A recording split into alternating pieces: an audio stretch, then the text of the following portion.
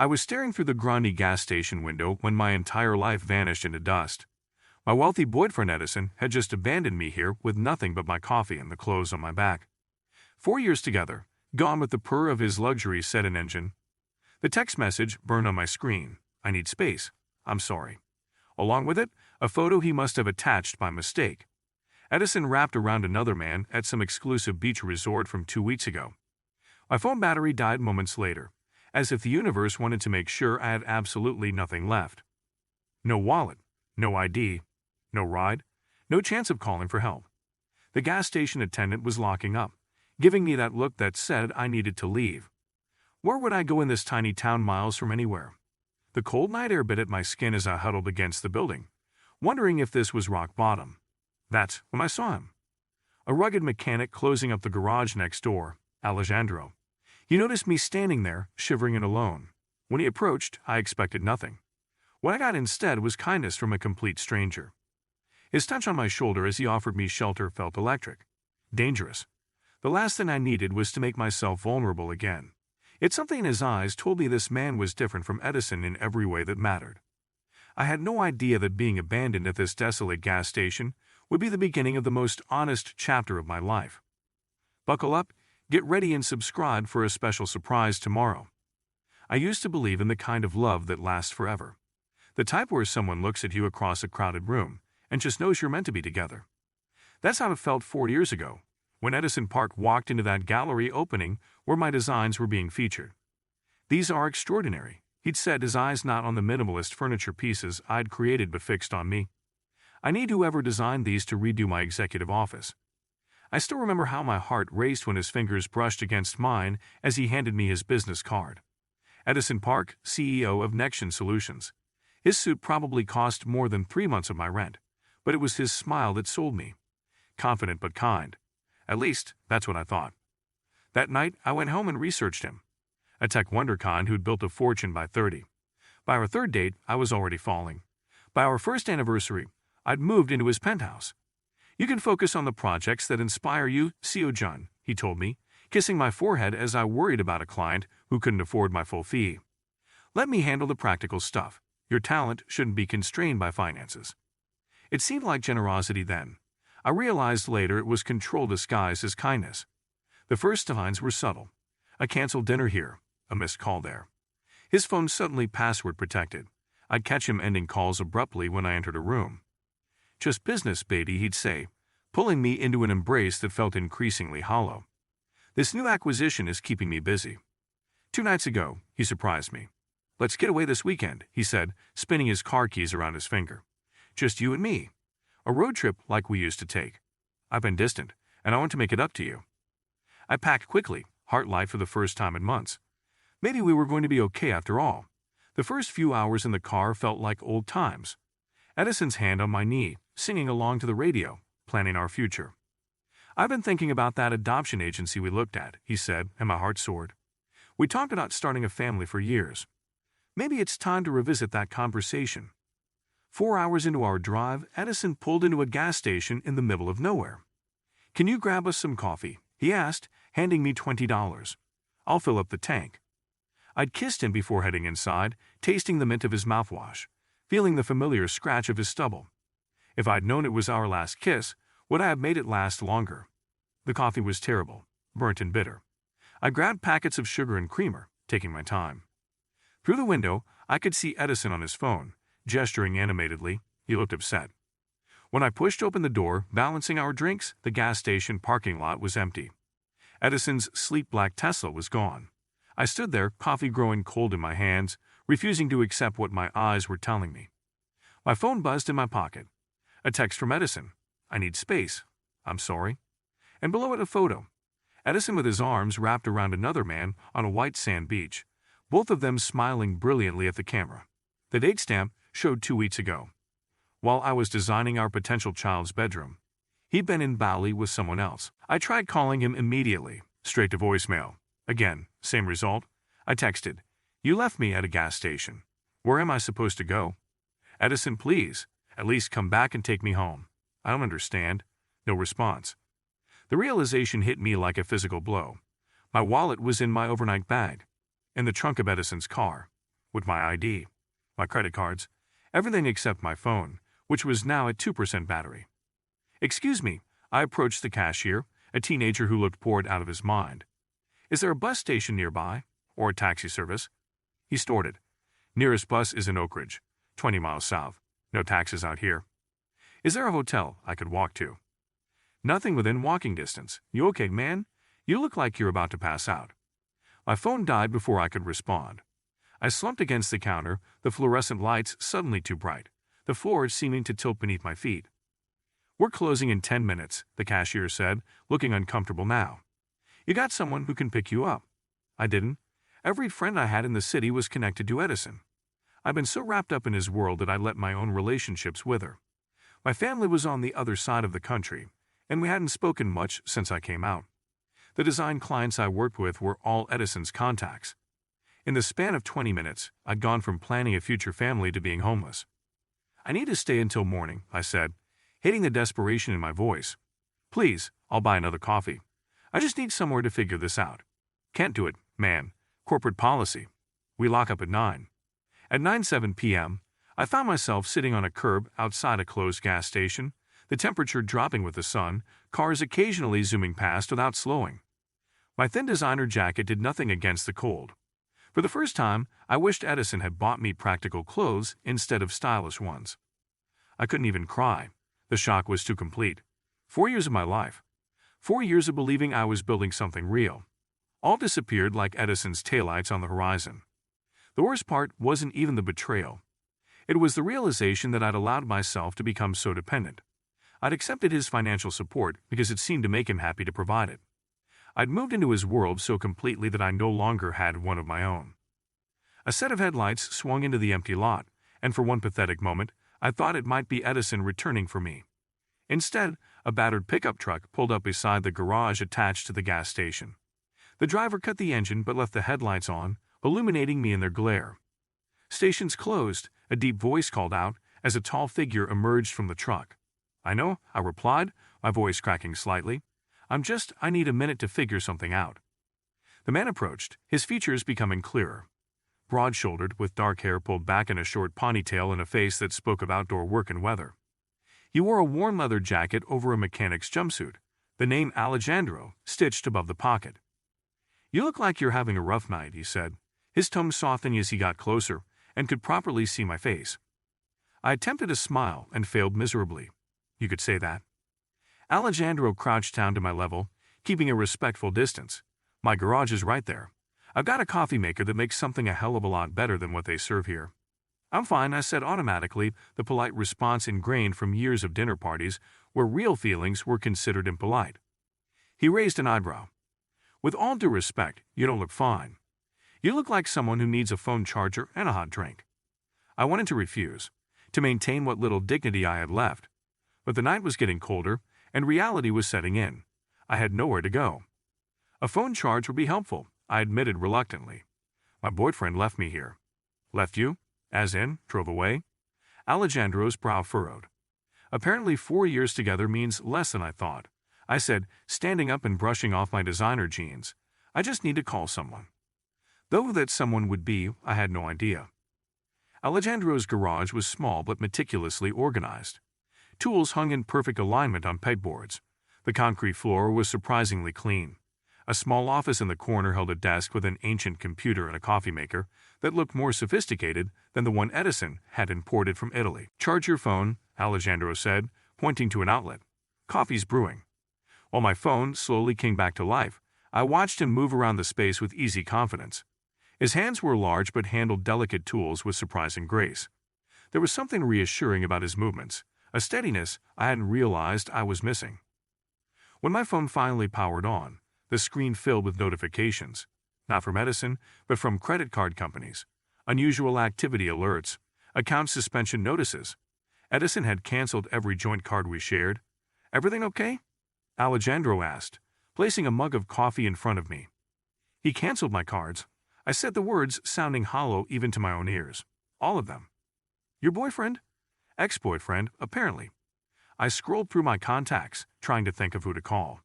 Every name I passed was someone connected to Edison. Friends who were really his friends. Colleagues from his circle. I don't suppose there's a hotel nearby? I asked, knowing the answer already. Nothing for 20 miles, Alejandro confirmed, leaning against his desk, and nothing worth staying in for 40. I nodded, staring into my coffee. It was surprisingly good, rich and smooth with hints of cinnamon. I've had a spare room, he said after a moment, above the garage. Nothing fancy, but it's clean and warm. My head snapped up. I couldn't impose like that. It's not imposing if I'm offering, he said simply.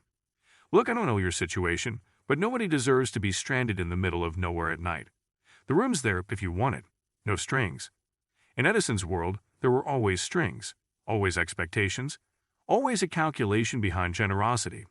I searched Alejandro's face for hidden motives and found only straightforward concern. Why would you help a complete stranger? I asked. He shrugged. Because someone once helped me when I needed it. Besides, you don't look particularly dangerous. Despite everything, I found myself smiling slightly. I'm not. I'm an interior designer. The most dangerous thing I do is tell people their sofa doesn't match their curtains. That earned a deep chuckle from Alejandro. I'm a mechanic. The most dangerous thing I do is tell people how much it'll cost to fix what they broke. The apartment above the garage was small but surprisingly comfortable. A studio with a kitchenette on one side, a bed and dresser on the other, and a small bathroom tucked into the corner. It was masculine but not aggressively so, with touches that spoke of care, a patchwork quilt on the bed, a small bookshelf filled with well-worn paperbacks, a window box with herbs growing despite the season. It's not much, Alejandro said, flicking on the lights, but it's quiet. It's perfect, I replied, meaning it. After the overwhelming emptiness of Edison's minimalist penthouse, this space felt real. Lived in. Thank you. Bathrooms got fresh towels. Kitchens stocked with basics. Make yourself at home. He handed me a key. I'm in the main house back there if you need anything. Otherwise, I'll see you in the morning. With that, he left me alone, no questions asked, no debt incurred. I sat on the edge of the bed, finally letting the tears come. Not just for Edison's betrayal, but for my own blindness. How had I not seen the signs? How had I let myself become so dependent on someone who could discard me so easily? The next morning, I woke to sunlight streaming through curtains that smelled of laundry detergent and the distant sound of tools clanging. For a disorienting moment, I couldn't remember where I was. Then it all came flooding back. I checked my phone. Still, no messages from Edison. But the news app had a notification that made my stomach drop. Nextion Solutions under investigation for fraud. Edison's company. The source of his wealth, under investigation. I click on the article, reading with growing horror. Allegations of falsified tech specifications. Investor funds misappropriated. Edison's smiling corporate headshot stared back at me from the screen, the same smile that had charmed me at that gallery opening. Had our entire relationship been as fraudulent as his business? A knock at the door pulled me from these thoughts.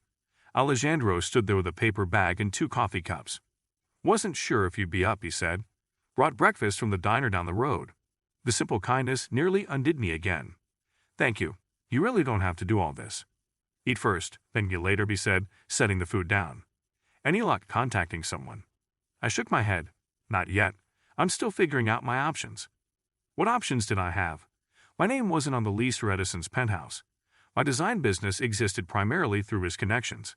Even my car was registered in his name, a gift that now seemed more like another form of control. I tried calling Edison again, I admitted. He's blocked my number.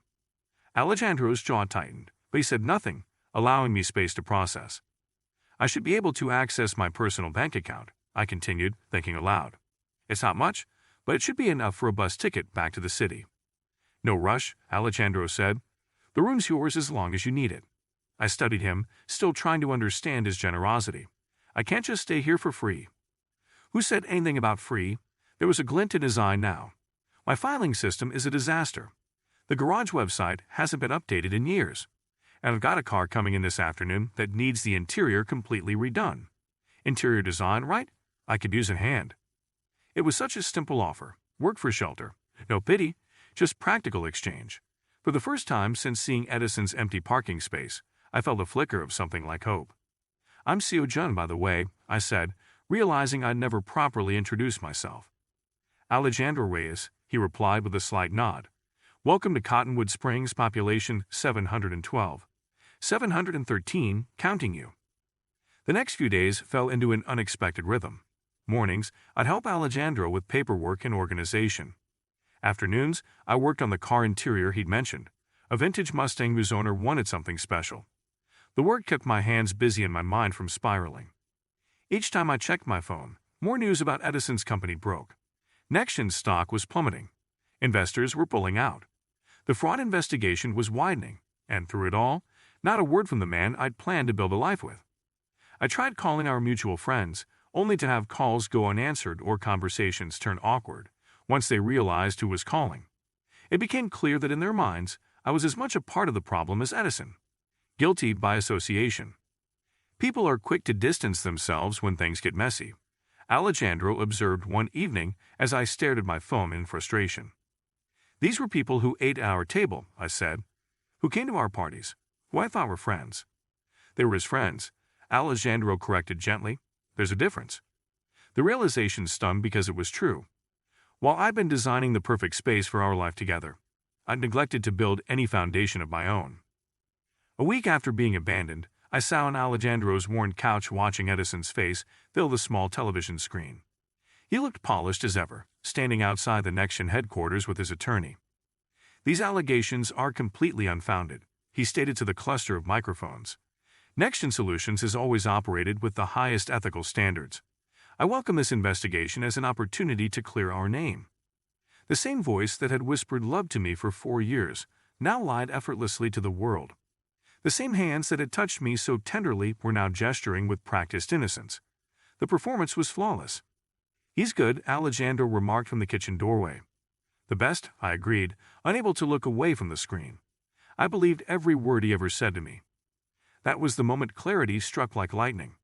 Edison hadn't just abandoned me at a gas station. Our entire relationship had been built on the same foundation of lies as his business. The perfect boyfriend had been as carefully constructed as the perfect CEO, and I'd fallen for both performances. I need some air, I said, standing abruptly. Cottonwood Springs was the kind of small town I'd always driven through, but never stopped to explore. A single main street lined with brick buildings from the early 1900s. A town square with a gazebo. Small businesses with hand-painted signs instead of corporate logos. As I walked, I noticed a dilapidated building at the edge of the square. An old sign identified it as the Cottonwood Springs Community Center, but broken windows and peeling paint suggested it hadn't served the community in years. "Shame about that place," said a voice behind me. I turned to find an elderly woman watching me study the building. Used to be the heart of the town. Budget cuts, you know how it is.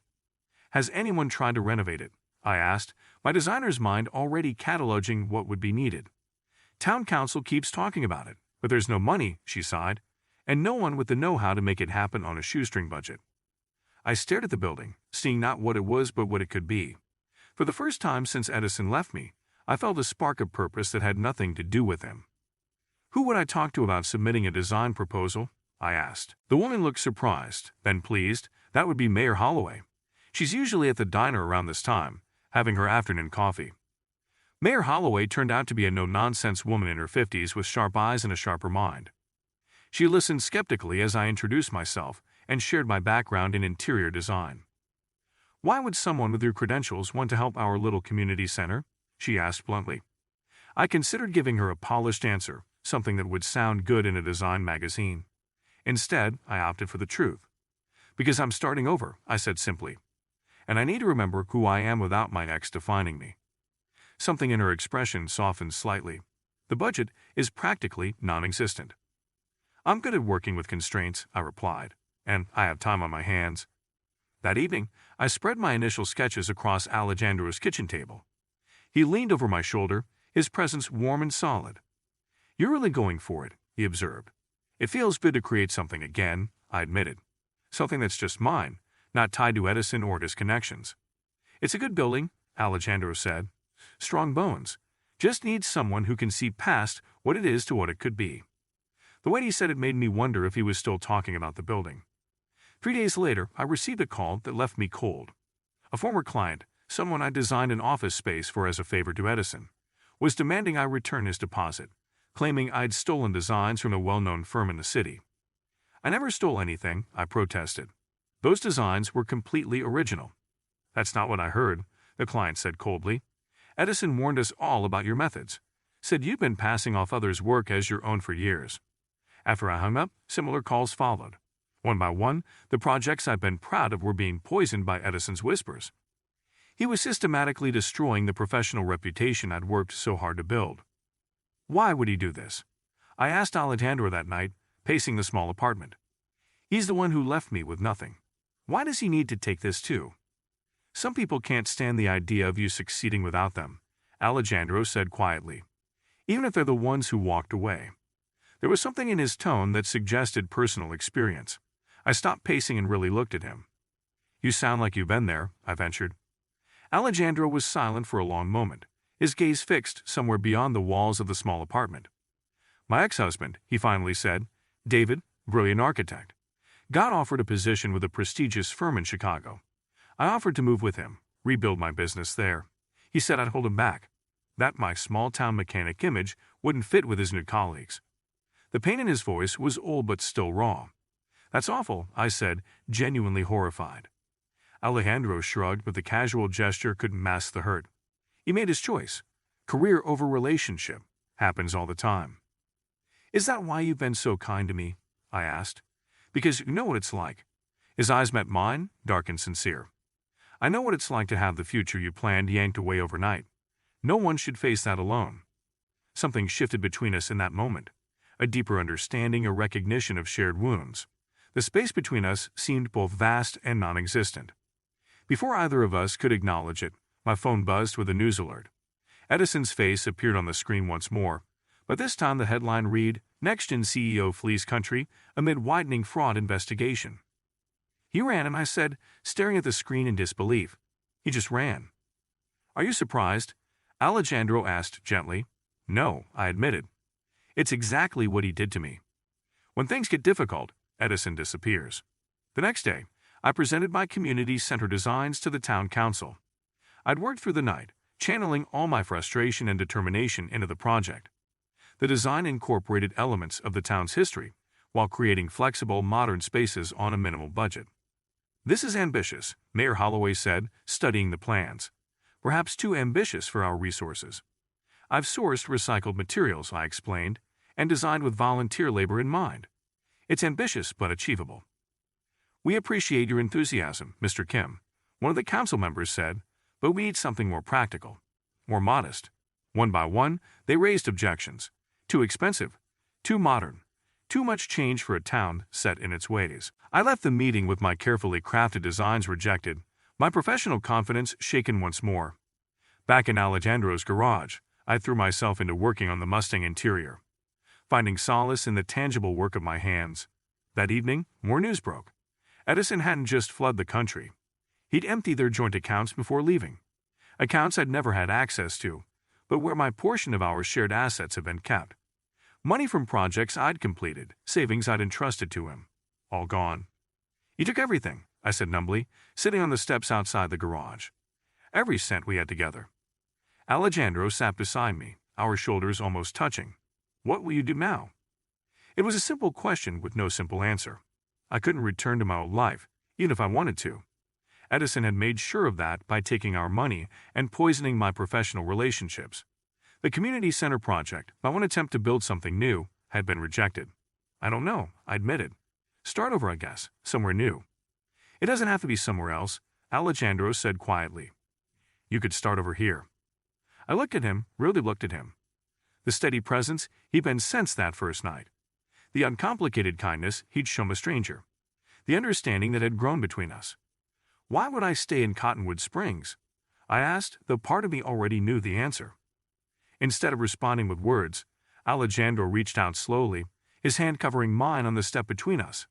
The touch was gentle, questioning, filled with a warmth that had nothing to do with the evening sun.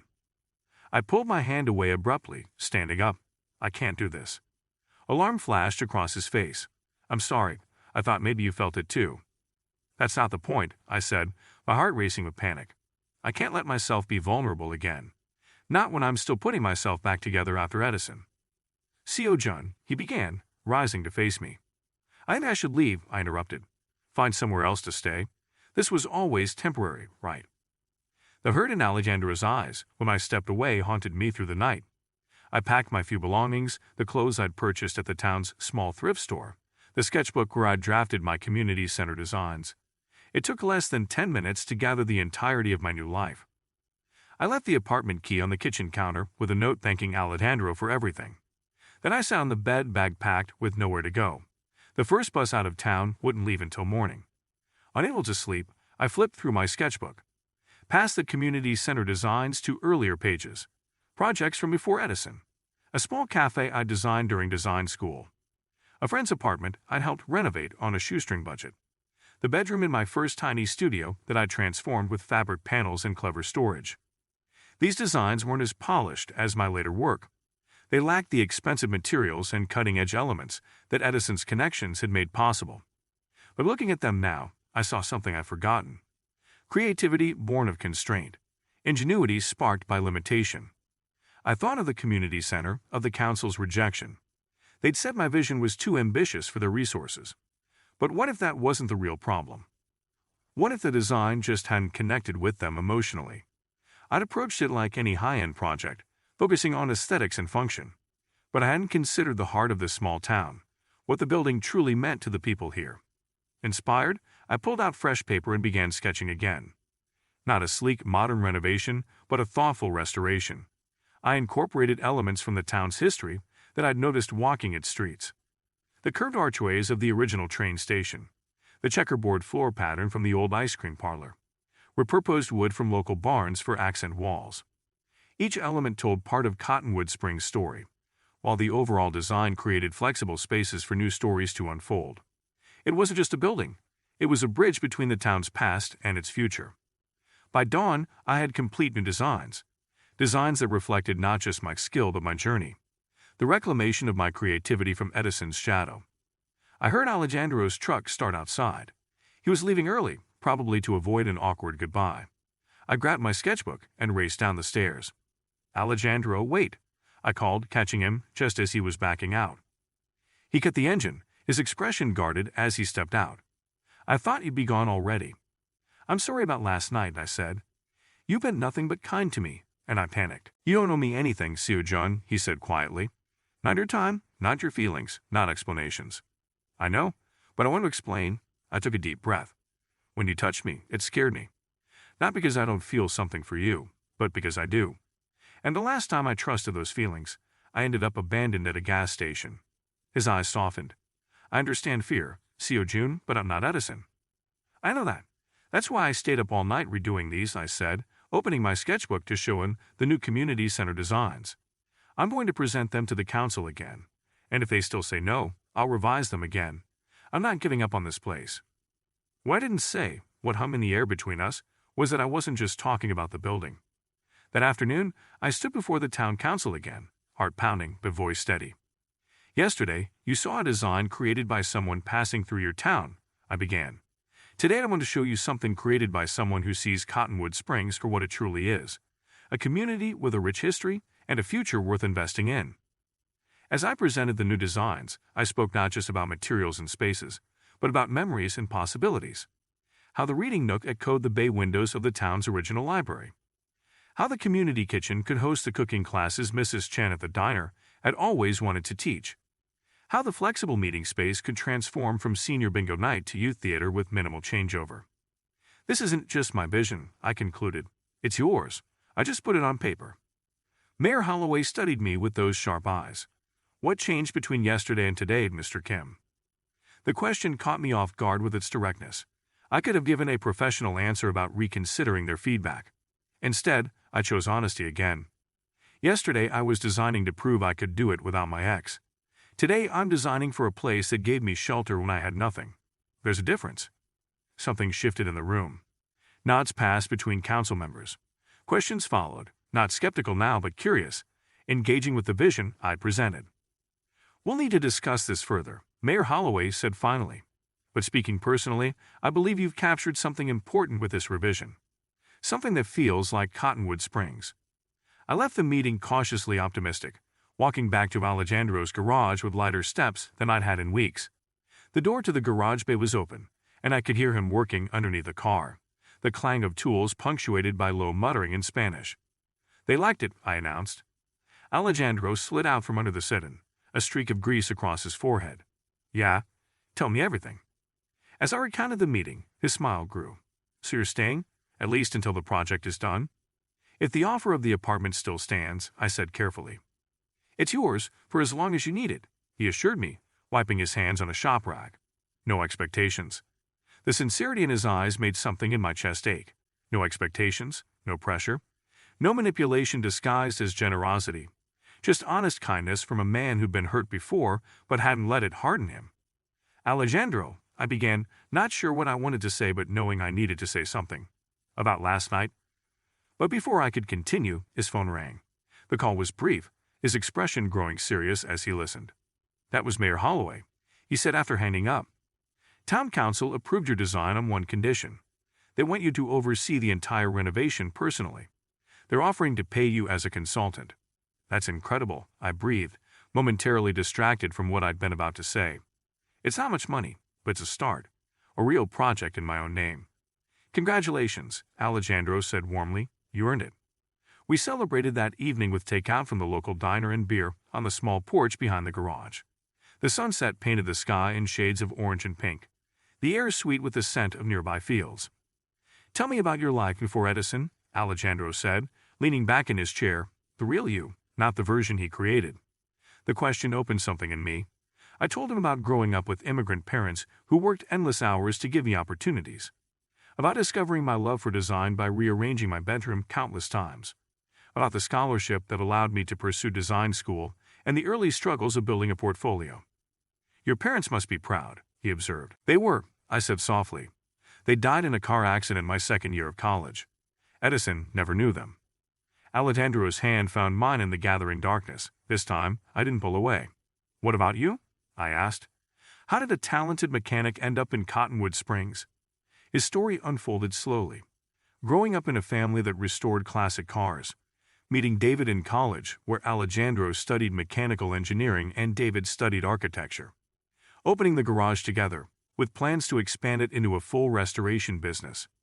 Then David got the Chicago offer, Alejandro said, his voice even but the pain still evident. He said I could come with him, but his firm's partners wouldn't be comfortable with him being so publicly out. He wanted me to be just his roommate in public. After being his husband, I asked, incredulous. We'd been married 3 years, Alejandro confirmed. He chose the career. I chose self-respect. So here I am, still in the town we were supposed to build a life in together. The parallel to my situation with Edison wasn't lost on me. Both of us discarded for ambition, our lives treated as disposable by the men we'd loved. How did you get past it? I asked. The betrayal. Alejandro considered this. I'm not sure you ever completely get past something like that. But you learn from it. You build a life that's yours, not defined by the person who left. As the stars appeared overhead, our conversation flowed easily from painful pasts to silly stories, from serious reflections to shared laughter. When our fingers intertwined again, it felt like the most natural thing in the world. Then reality intruded in the form of my phone buzzing with yet another news alert about Edison. His assets were being frozen. Investigators were closing in. Former employees were coming forward with damning evidence. The reminder of my recent past cast a shadow over the evening. I withdrew my hand, suddenly uncertain again. It's getting late, I said, standing abruptly, and I should prepare for the community center meeting tomorrow. Disappointment flickered across Alejandro's face, but he nodded. Of course, big day ahead. As I climbed the stairs to the apartment, I felt torn between the pull towards something new with Alejandro and the fear left by Edison's betrayal. How could I trust my judgment again when I'd been so completely deceived before? Inside the apartment, I spread out my community center plans again, losing myself in the work to avoid confronting my conflicted feelings. But my gaze kept drifting to the window that overlooked the spot where Alejandro and I had sat talking under the stars. The truth was impossible to ignore. I was falling for him, and that terrified me more than starting over with nothing had. The community center project moved forward with surprising speed once approved. Local businesses, excited by the designs that honored the town's heritage, began offering donations. The hardware store provided paint at cost. The lumberyard contributed reclaimed materials from a recently demolished barn. Even Mrs. Chen from the diner organized a fundraising dinner. I spent my days coordinating volunteers, adapting plans to work with donated materials, and overseeing the transformation. Each evening, I returned to Alejandro's apartment above the garage, exhausted but fulfilled in a way I'd never experienced with my high-end city projects. Alejandro and I settled into a careful friendship, the charged moment on the porch tacitly set aside as we focused on our respective work. He'd stop by the community center during lunch breaks, offering practical suggestions for structural issues. I'd help at the garage when I could, learning basic car maintenance that Edison would have scoffed at as beneath me. One morning, Mayor Holloway pulled me aside during a site visit. "The Chamber of Commerce is impressed with your work," she said. "The old Martindale building on Main Street has been empty for years. They're offering 6 months free rent if you're interested in opening a design studio there." I stared at her, unable to process what she was suggesting. "You mean permanently?" "Cottonwood Springs could use someone with your eye for design," she said matter-of-factly. "And you seem to fit here, unless you're planning to return to the city." The question gave me pause. Was I? There was nothing left for me there but painful memories and a tarnished reputation. Here, I found purpose, respect, and a community that valued my contribution, not my connection to a wealthy partner. "I'll think about it," I promised. That evening, I walked past the Martindale building. It was a charming storefront with large windows and original tile work around the entrance. I peered inside, envisioning what it could become. A design studio with samples and workspace in front, a small office in back. Simple but professional, mine entirely. The magnitude of the decision weighed on me. Staying in Cottonwood Springs would mean embracing this new life completely. It would also mean confronting my feelings for Alejandro. For weeks, I'd been living in limbo, one foot still in my past with Edison. News of his legal troubles continued to break daily. He'd been located in a non-extradition country. His assets were being seized. Former clients were filing lawsuits. Each headline kept him present in my thoughts, preventing me from fully moving forward.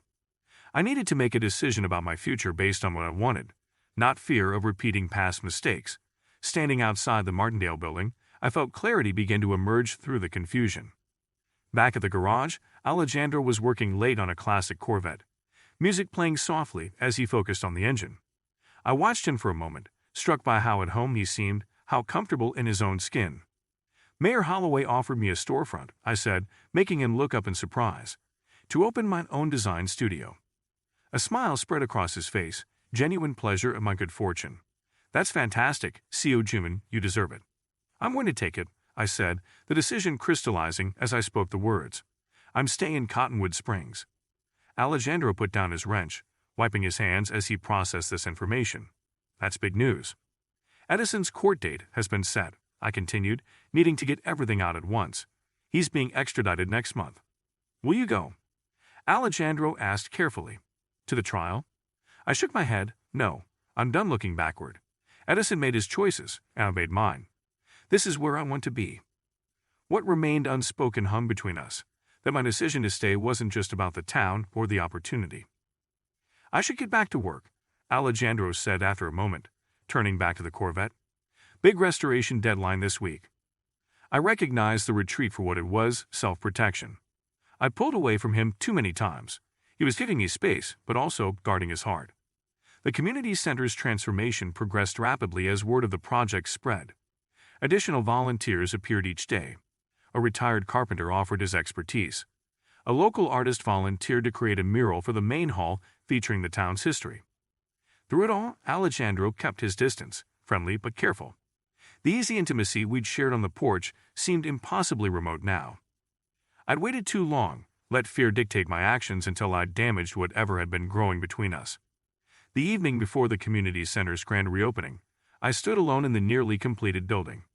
Sunlight streamed through the restored original windows, casting warm patterns across the refinished hardwood floors. The space felt alive, ready to serve its purpose again. "It's beautiful," a voice said behind me. Alejandro stood in the doorway, hands in his pockets. "The whole town's talking about it." "Thank you for coming," I said, genuinely surprised to see him. He declined my invitation to the pre-opening walkthrough, citing work commitments. "Couldn't miss seeing the finished product," he said, stepping inside to admire the details. "You've given this town something special, CEO Jun." "This town gave me something special first," I replied. "A second chance." He nodded, moving deeper into the space, studying the architectural details I'd preserved and enhanced. "So you're really staying? Opening your own studio?" "I signed the lease this morning," I confirmed. 6 months free, then a reasonable rate after that. I'm meeting with a local bank next week about a small business loan for the initial setup. Congratulations, he said, with a smile that didn't quite reach his eyes. You built something real here, something that's entirely yours. I watched him, this man who'd shown me kindness when I had nothing to offer in return, who'd respected my boundaries even when it hurt him, who'd never once made me feel like I owed him anything for his generosity. I couldn't have done it without you, I said. He shrugged dismissively. You would have found your way. No, I insisted, not like this. When Edison abandoned me, he took everything I thought to find me. My home, my career connections, my financial security. Even my sense of judgment. You didn't just give me a place to stay, Alejandro. You helped me remember who I was before him. Something shifted in his expression, a careful hope replacing the resignation. And who is that? Someone who creates spaces where people feel at home, I said, taking a step toward him. Someone who sees potential in what others might discard. Someone who's ready to take a risk again. The grand reopening of the Cottonwood Springs Community Center was everything I could have hoped for. The mayor gave a speech about renewal and community spirit. The local newspaper took photos. Children explored the new game room while seniors admired the reading nook with its comfortable chairs and excellent lighting. I circulated through the crowd, accepting congratulations and fielding questions about my new design studio. But my eyes kept searching for one face. Alejandro arrived late, hanging back by the entrance. When our gazes met across the crowded room, everything else seemed to fade away. I made my way to him, drawn by the certainty that had replaced all my previous doubts. You came, I said. Wouldn't miss it, he replied. The whole town's here. Dance with me, I asked, gesturing to where several couples were swaying to the local band's music in the central space.